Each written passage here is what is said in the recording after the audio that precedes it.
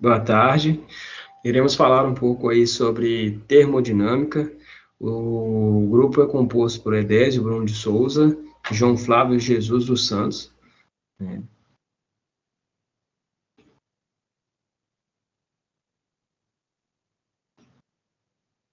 Pode estar passando aí, João. Beleza. Fundamentos e conceitos da termodinâmica. Conceitos centrais. Termodinâmica, né, é a ciência que estuda a energia, suas transformações e a relação com propriedades físicas da matéria. Né? No caso, energia interna, U, que é a soma das energias cinética e potencial microscópicas, e o trabalho e o calor, formas de transferência de energia entre sistemas.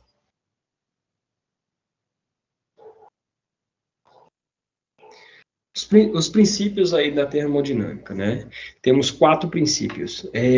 A lei zero da termodinâmica, ela diz que quando dois corpos possuem temperaturas iguais em relação a um terceiro corpo, diz que eles têm igualdade de temperatura entre si.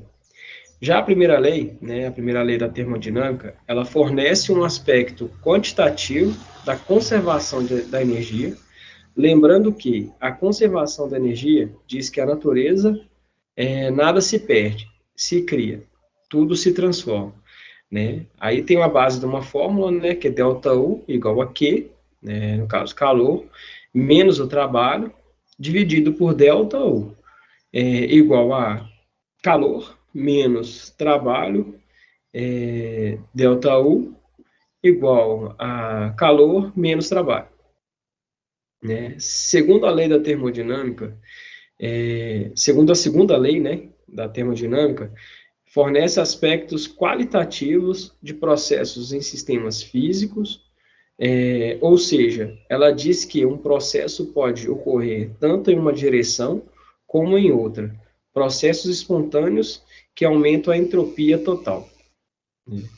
Já a terceira lei da termodinâmica, ela diz a respeito a um ponto de referência para fazer a determinação da entropia do sistema.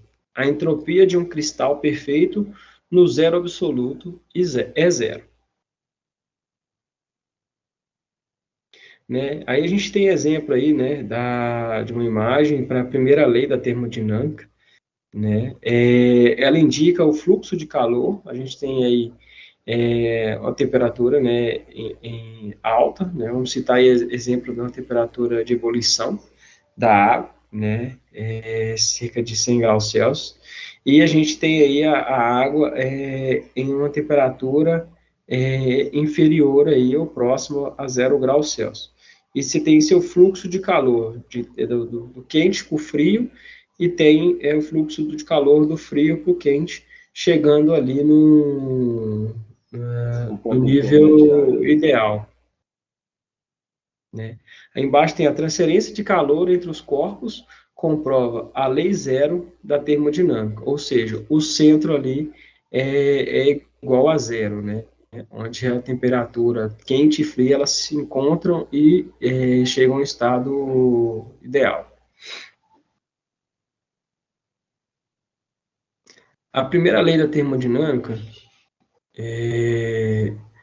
ao ser aquecido, o gás se expande, empurrando o êmbolo para cima. Notamos que o calor fornecido ao gás produziu trabalho ao mover o êmbolo e faz aumentar a temperatura do gás. Isso demonstra que a energia se conservou, a energia da forma de calor transformou-se em outros tipos de energia. Né? No caso, aí, no exemplo aí, a gente foi aplicado calor, né, no êmbolo. O êmbolo tinha um gás, né? Vou colocar exemplo aí de talvez um mercúrio também na parte superior, né? Aí se aplicou temperatura, o gás ele se expandiu, fazendo que tenha um movimento aí, né, de elevação. Né? A primeira lei da termodinâmica, ela corresponde, na verdade, ao princípio da conservação da energia, ou seja, a energia ela chegou numa certa temperatura, ela se manteve estável. Assim, o calor fornecido ou retirado, né, em Q, de um sistema resultará na realização de trabalho e na variação da energia interna do sistema ΔU, igual a Q é igual a trabalho mais ΔU.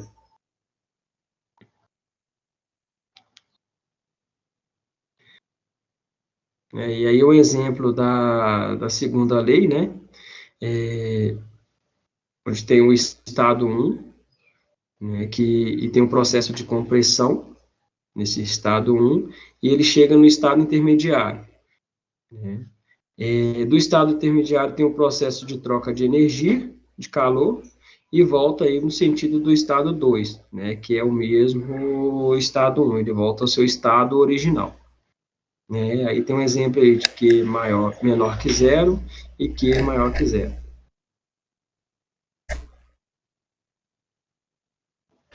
Beleza. Aí, Pode deixar aí. Vamos falar aqui sobre os seres vivos e a segunda lei da termodinâmica, né? Se caminhamos da ordem para a desordem, como a natureza poderia ter originado sistemas vivos e tão complexos sem violar a segunda lei da termodinâmica, né? A qual estava sendo comentado anteriormente. Segunda lei, a tendência a haver distribuição homogênea de energia em um sistema isolado. Essa lei prevê um aumento da entropia nesse sistema. E aqui está um exemplo da respiração celular segundo a segunda lei da termodinâmica aí. Representando aqui o vacúolo, né? A membrana nuclear, nucleolo, núcleo, retículo endoplasmático, todos os processos ali que compõem a respiração celular podem ser representados aí pela segunda lei da termodinâmica. Está aqui um exemplo da terceira lei da termodinâmica, né? A entropia, ela mede a desordem de um sistema isolado. Tem muita diferença entre o sistema que ele não está isolado e o sistema isolado.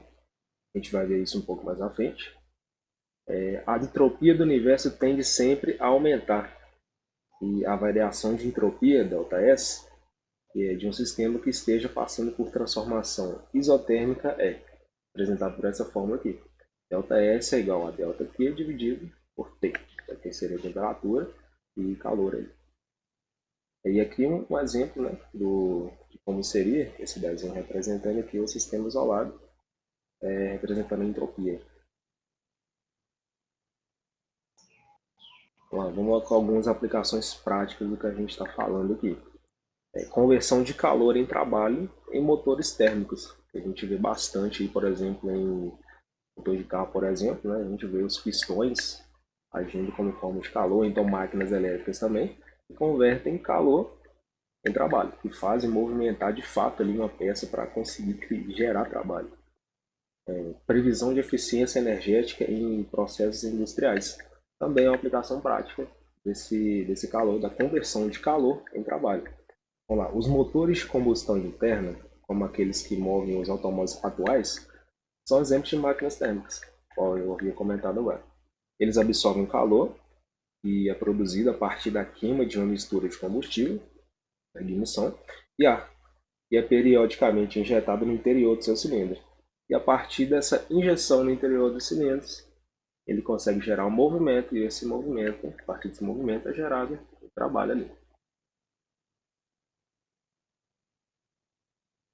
Vamos aqui como um mapa mental das máquinas térmicas, né? As máquinas térmicas podem transformar calor em trabalho. Nós já dissemos isso no caso. Toda máquina térmica opera segundo um processo termodinâmico cíclico, ou seja, ele se repete, ele vai se repetindo um ciclo, né? Ao final do processo, a substância de trabalho sempre volta ao seu estado inicial, ao qual eu havia comentado sobre o pistão, né? O pistão ele faz o movimento dele, vai até o seu estado final, depois retorna para o seu estado inicial. São processos isovolumétricos, né, a volume constante, isotérmicos, a temperatura constante, e isobárico. Com essas fórmulas aqui, essas letras representando, né, N aqui, essa fórmula aqui, ó, N, esse N é de rendimento, esse T, modificado, seria o trabalho, e esse 2Q, um Q maiúsculo, um Q minúsculo, é o calor da fonte quente. Tá?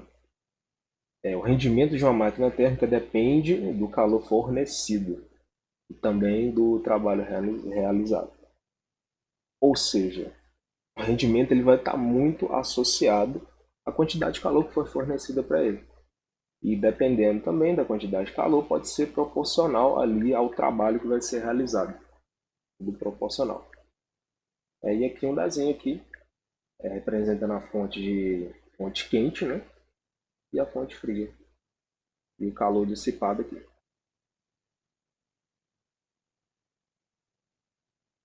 Vamos lá. Sistema, vizinhança, volume, massa e fronteira. Vários conceitos importantíssimos aí dentro da físico-química, né? Algumas definições aqui. A expansão isotérmica, nessa etapa, a substância de trabalho expande-se mantendo sua temperatura constante.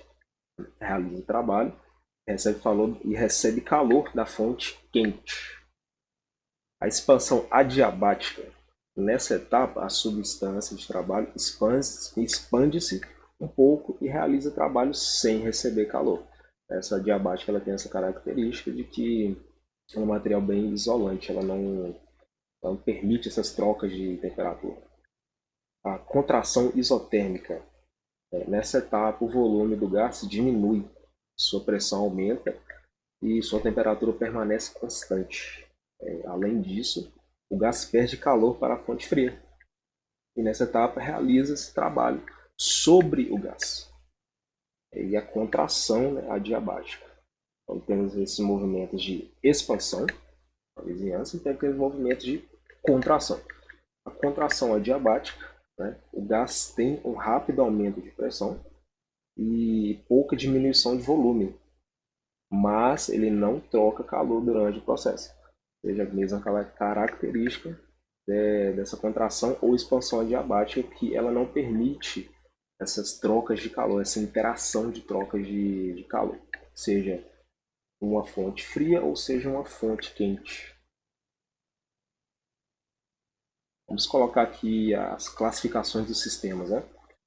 Aqui a gente coloca que existem 3 tipos de sistema na termodinâmica: o aberto, o fechado e o isolado. Um sistema aberto ele pode trocar tanto energia quanto matéria com o meio, né? O exemplo do fogão dado anteriormente seria um sistema aberto, pois o calor e vapor da água podem ser perdidos para o ar. Por exemplo, turbina de avião, um sistema aberto, né? Ele pode trocar tanto energia quanto matéria com o meio ali que ele está inserido, por ele ser um sistema aberto, não tem impedimento, não tem fronteira ali. Um sistema fechado, por outro lado, ele pode trocar apenas energia com o meio, ele não pode trocar matéria ali, mas não pode trocar matéria. Se colocarmos uma tampa bem fechada numa panela de pressão, por exemplo, ela estaria mais próxima de um sistema fechado. Ou seja, por exemplo, quando a gente coloca a panela de pressão ali no fogão, fornece energia para ela através do fogo, né? Através do calor. E a partir disso, como é um sistema fechado, né, ela vai exercer pressão ali dentro daquela panela. Tem que ser um material bem rígido para suportar a pressão que está ali dentro. Então a gente pode dar a panela de pressão como um exemplo, né, ali de mais próximo de um sistema fechado ideal. A gente coloca aqui agora um sistema isolado. Ele não pode trocar nem matéria e nem energia. Ou seja, anteriormente poderia se trocar energia e matéria. No sistema fechado poderia trocar energia, mas não matéria. No sistema isolado não se pode trocar nem matéria e nem energia em seu meio. Um sistema perfeitamente isolado é bem difícil de se encontrar, né? Mas o que vai mais se aproximar de um exemplo de um sistema isolado? Um cooler com tampa conceitualmente similar a um verdadeiro sistema isolado. Os itens dentro do sistema podem trocar energia um com o outro, por isso a bebida fica gelada e o gelo derrete um pouco. Mas eles trocam pouquíssima energia com o meio externo, né? Que seria, por exemplo, esse cooler numa praia, por exemplo, o pessoal leva bastante. Ele não troca calor com o externo, né? Que a praia está bem quente, ele não troca. Não tem aquela troca de calor com o ambiente externo, mas com o ambiente interno que está ali dentro do cooler. Por exemplo, alguma bebida que esteja ali dentro, com gelo, eles vão trocar ali energia entre eles, mas não com o meio externo. Isso seria o que mais poderia se aproximar aqui de um sistema isolado. Aqui vemos alguns desenhos, né? Algumas representações de sistema aberto, fechado e isolado. A gente coloca aqui essa linha tracejada em rosa, que seria o volume de controle. Daí, quando há fluxo de massa, a gente deve limitar uma região para estudo das propriedades do sistema. Então, para a gente limitar, para conseguir estudar as propriedades, a gente limita, né? A partir desse tracejamento aqui, que se chama volume de controle. E aqui representando um sistema aberto, né? Ele pode ter tanto trocas de energia, quanto trocas de matéria, por ele ser um sistema aberto. Um sistema fechado, né? Ele pode ter troca somente de energia e não de matéria. Ok? E esse é o sistema isolado, né? Que seria o mais fechado possível, né? Mas esse aqui não permite nem troca de matéria e nem de energia. Essas são as características entre os sistemas. Um exemplo aí, né, com relação agora a gente vai falar um pouco sobre volume e massa. Volume, no caso, é o espaço ocupado, e massa é a quantidade de matéria relacionada à sua densidade. A gente tem um exemplo aí, né, enchendo a piscina. A gente tem um volume que é a área da piscina, né, o quanto cabe de água dentro dessa piscina, né, e a água em si é a quantidade de matéria. Né? A água ela tem a densidade 1, é quanto de água a gente consegue colocar dentro dessa piscina. No caso, se a gente tem uma piscina com uma capacidade de 12 mil litros, nós vamos colocar 12 mil litros de água, né, com a densidade 1, que vai dar 12 mil quilos de água aí, dentro do reservatório da piscina.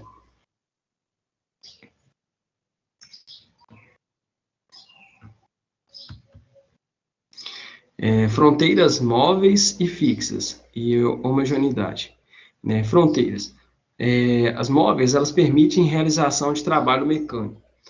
No caso, aí a gente tem um exemplo, né, do cilindro com pistão de um motor a combustão, né, o que foi falado pelo João anteriormente aí, né, da compressão que é realizada no motor, né, o trabalho que o cilindro tem de ir, voltar e gerar combustão e força dentro do motor. As fixas, né, ela mantém um volume constante. No caso, o exemplo é um recipiente rígido de gás pressurizado. Os exemplos que a gente tem aí é gás de cozinha, gás de oxigênio, então, porque você tem uma quantidade fixa, né, já fixada ali de gás que você pode condicionar dentro desse recipiente, né, e ele não pode ultrapassar esse limite. Aí sempre quando ele tem uma redução, você faz o complemento, mas ele não ultrapassa o limite estabelecido.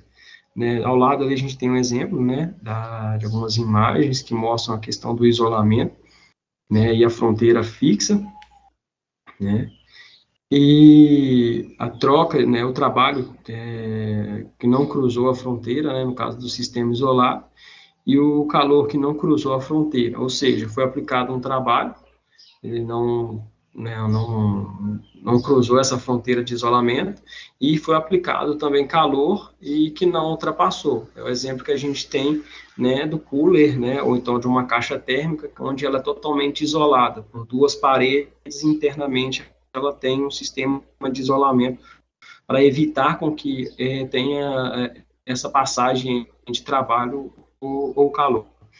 Embaixo a gente tem uma imagem do conjunto do circuito de um pistão, né, da fronteira móvel. Né, no caso, o pistão está sendo pressionado, né, ele está realizando trabalho, né, no sistema. E tem um tanque de cilindro fechado aí, que mostra para a gente uma fronteira fixa. Né, você tem a questão do gás, né, dentro do recipiente aí, armazenado, né, um volume específico. A homogeneidade, né, no caso, a gente tem dois itens aí, né, a homogeneidade, itens homogêneos, mesma composição e propriedades físicas em toda a extensão, no caso, o exemplo aí é a água pura, e os heterogêneos, duas ou mais fases coexistentes. O exemplo é misturas de água, óleo, né, vinagre em si, quando você adiciona mais de um, né, item ali ou produto no mesmo recipiente.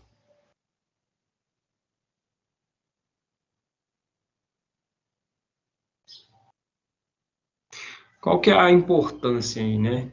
As fronteiras definem trocas de calor, trabalho e massa, e a homogeneidade facilita cálculos de propriedades médias, né? No caso aí a gente tem um exemplo, né, na figura 1.1 aí, é um sistema termodinâmico fechado, pois não há fluxo de massa através das fronteiras do sistema, embora haja fluxo de calor. No caso a gente tem um êmbolo, né, que ele vai ser comprimido, a gente tem um vapor de água 2O, H2O, né? No caso, o vapor da água, como um exemplo de produto, né? Está sendo aplicado calor, né? E a gente tem aí as fronteiras, a gente tem a fronteira real do contato do recipiente com o calor, a fronteira imaginária e a fronteira móvel, né? Que está ocorrendo uma movimentação aí.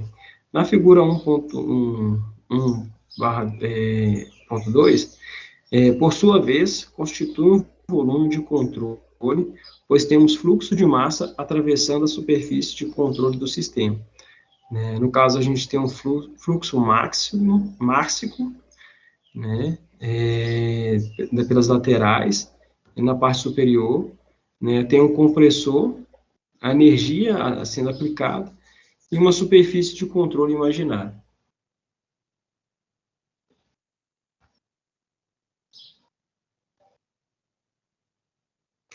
Propriedades variáveis intensivas e extensivas. Propriedades da termodinâmica. Descreve o estado do sistema. No exemplo, pressão, temperatura e volume.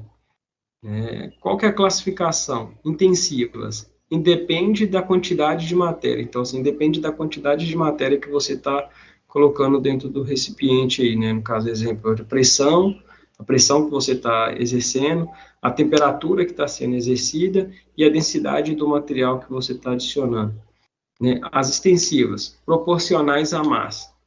No caso aí, o exemplo, energia interna, qual que é a energia que está sendo dissipada aí, ou envolvida naquela matéria que está ali dentro ali. Ela vai depender da sua massa, né? E o volume total.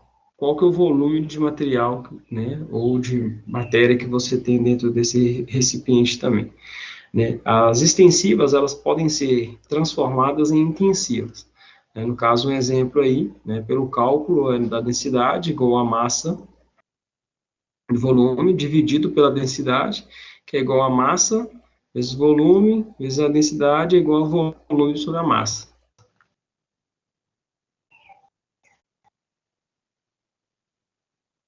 Processos e mudança de estados cíclicos, né? Quais são os processos? Sequência de transformação, um exemplo aí, expansão isométrica, em T constante. Tipos de processos: isotérmico, temperatura constante, ΔH igual a zero dividido por ΔT, não, ΔT dividido por zero igual a zero dividido por ΔT, que é igual a zero, ΔT igual a zero. O isobárico, que é pressão constante, ΔP, que é igual a zero dividido por ΔP, que é igual a zero, vezes AP, ΔP igual a zero. O adiabático, né, é sem troca de calor, ou seja, é igual, né, Q é igual a zero Q, igual a zero Q, igual a Q, igual a zero. O isocório é o volume constante, né, ΔV, que é igual a zero, dividido por ΔV, que é igual a zero, ΔV igual a zero. Esse número 4 isocórico também, ele é muito mais representado também pelo nome de isovolumétrico, né? Igual a gente viu anteriormente. Isso mesmo.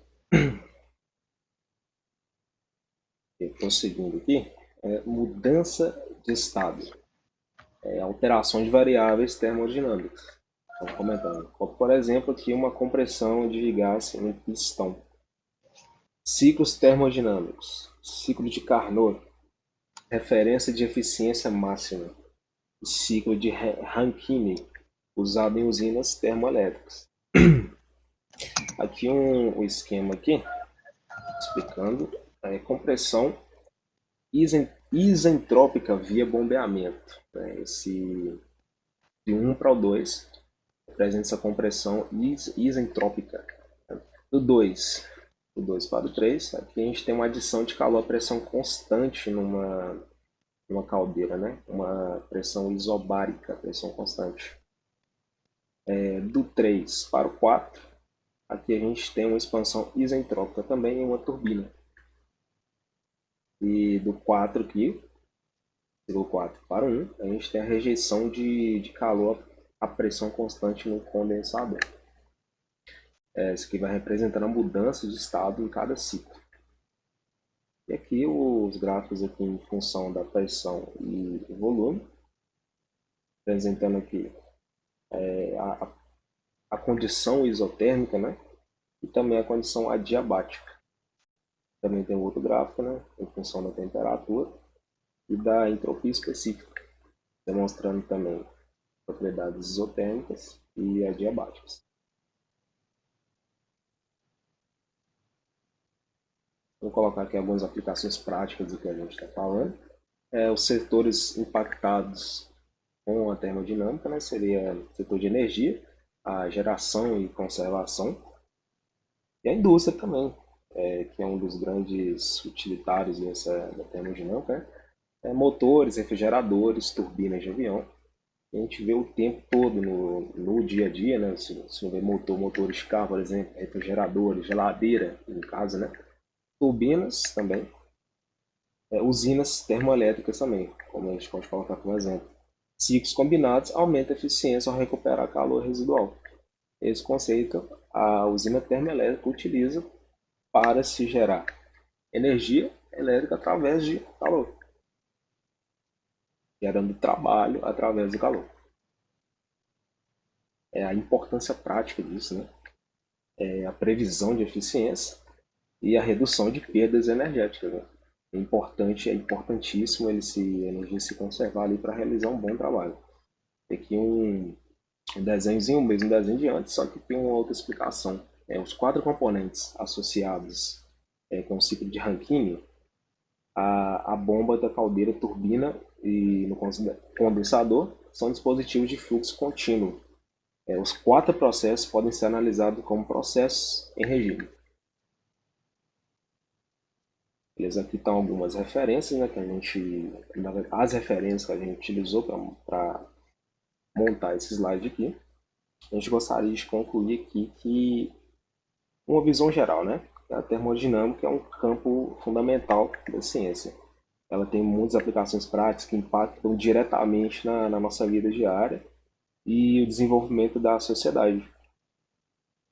Desde o avanço da Revolução Industrial até as tecnologias modernas de hoje em dia, como o sistema de energia renovável, refrigeração avançada, que são assuntos muito emergentes de hoje, os princípios termodinâmicos eles têm sido essenciais para impulsionar a inovação e eficiência energética. A gente compreender a termodinâmica vai muito além do estudo teórico de lei, de equação, na verdade trata-se de reconhecer como fenômenos naturais e processos tecnológicos, né, interagem para transformar a energia em matéria. As leis da termodinâmica, especialmente a de conservação de energia e a inevitável tendência no aumento de entropia, ela revela para a gente os limites e as possibilidades dos sistemas físicos. Lembra a gente que, embora a gente possa criar máquina mais eficiente, sempre vai haver restrição imposta pelas leis naturais. Ou seja, mesmo com o avanço tecnológico, mesmo com a redução de perda de energia, aumento de eficiência energética, sempre vai haver restrição imposta pelas leis naturais. E, além disso, também a termodinâmica desempenha um papel importantíssimo nos debates, né, de hoje em dia, sobre sustentabilidade, mudança climática, enfim. E para a gente compreender o ciclo termodinâmico e buscar formas de reduzir perda energética, muitos cientistas, engenheiros de hoje em dia, né? A termodinâmica ela é uma área bem diversificada, né? Dentro da engenharia, ela pode ter um foco maior ali na industrialização. Dentro da química, ela vai ter ali outros tipos de foco, outro tipo de conceito. Então depende muito de onde a termodinâmica ali ela vai estar para fazer essa aplicação, esse aprofundamento dentro daquela área. Mas todas as áreas ali têm em comum a termodinâmica sendo utilizada. Por exemplo, no conceito industrial, ela ainda desafia a gente a encontrar um equilíbrio entre produtividade e responsabilidade ambiental. Ou seja, o ESG, né? A gente tem que fazer uma máquina, a gente tem que trabalhar, produzir sempre mais, com eficiência energética e também com responsabilidade ambiental, um grande desafio, e não é uma opção hoje em dia, né? É uma exigência e tem que ser feito dessa forma. Então, isso é um grande desafio aí para a indústria. E essa termodinâmica ela não é apenas uma ciência, né? Vamos dizer assim que ela seja uma lente para a gente entender como o universo ali opera. Conectam o mundo microscópico com o mundo macroscópico, desde as interações moleculares, a gente deu um exemplo da respiração celular, né? Até nisso a termodinâmica se encontra, até o ciclo global de energia que a gente tem aí, da industrialização. A gente, então, com a termodinâmica, a gente analisa o sistema físico, mas também a gente coloca questões fundamentais sobre o uso de recursos, sustentabilidade e as leis que regem nosso universo aí. Isso torna o campo da ciência muito amplo. Muito amplo e a termodinâmica está envolvida em muitas áreas, e áreas que a gente pensa até que não vê, por exemplo, a respiração celular mais uma vez, né? E até em coisas que a gente vê no dia a dia. Então, essa foi a apresentação do nosso trabalho aí.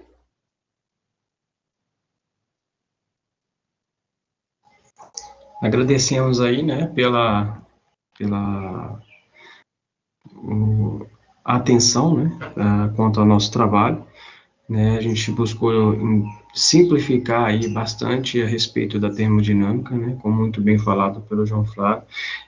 A termodinâmica ela está presente não só assim nas coisas mais simples que a gente possa ver, né, nas explicações dentro de sala de aula, mas também ela está em todas as áreas especificamente, né? Então, assim, é muito importante entender esse princípio e, e ver, né, o que realmente é o sistema da termodinâmica, né? É bem interessante isso aí. Então, a gente agradece e tenha uma excelente tarde. Boa tarde, obrigado.